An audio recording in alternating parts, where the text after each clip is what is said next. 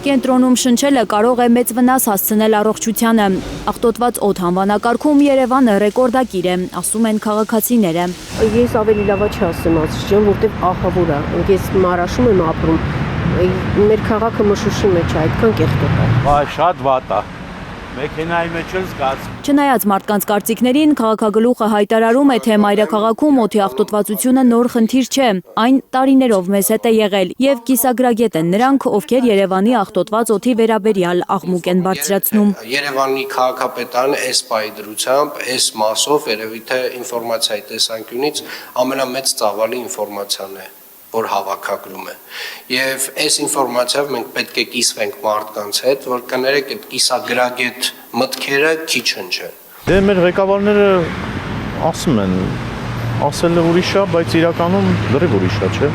Ավինյանի խոսքով օդի որակը չափող սարքերը, որոնք տեղադրված են մայրաքաղաքի տարբեր հատվածներում, իրենց էական տվյալներ են տվել օդի որակի փոփոխությունների վերաբերյալ։ Քաղաքապետարանը այդ սարքերի միջոցով է նաև հասկանալու, թե այդ փոփոխությունների որ մասն է մարդածին։ Գնացեք մի այլ քաղաք, թողեք ձեր մեքենան փողոցում 3 օրով, տեսեք փոշին ինչքան է նստում։ Մայրաքաղաքի շատ տարածքներում օդի աղտոտվածությունը գերազանցում է անգամ թույլատրելի առավելագույն 150 միկրոգրամ խորանարդ մետրը, նկատում է ավականու անդամ Սամվել Հակոբյանը։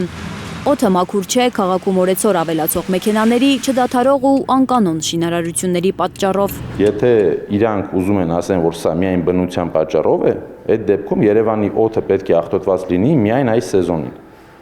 Բայց փոշին միշտ կա, ամռանը լինի, գարնանը լինի, երբ ուզում է լինի Երևան քաղաքում, հատկապես կենտրոնում, մենք խեղդվում ենք փոշու մեջ։ Եվրոպական որոշ հետազոտություններ նույնպես ցույց են տալիս, որ Երևանում փոշու քանակը ծանր հիվանդությունների առաջացման պատճառ կարող է լինել։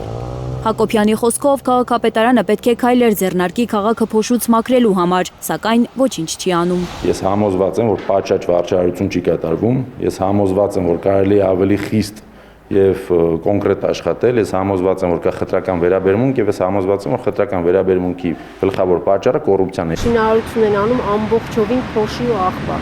Ուրիշ երկրներում ոնց են շինարարության ժամանակ ոնց են փակում, որ մի հատ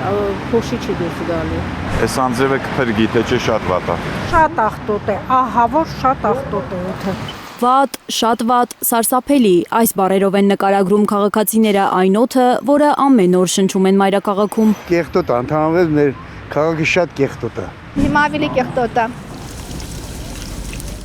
Այս կինը Միացյալ Նահանգներից է եկել Երևան, անառողջ հայրիկին խնամելու, անգամ ինքն է խեղդվում, վախենում է մտածել, թե ինչքան ծանր է հիմա առանց այդ էլ հիվանդ հոր վիճակը։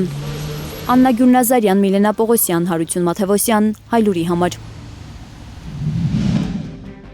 Հայաստանում եւ աշխարհում տեղի ունեցող իրադարձությունների մասին առաջինն իմանալու համար բաժանորդագրվեք մեր ալիքին, սեղմեք զանգակը, որ բաց չթողնեք ամենահրատապը, ամենակարևորն ու հետաքրքիրը։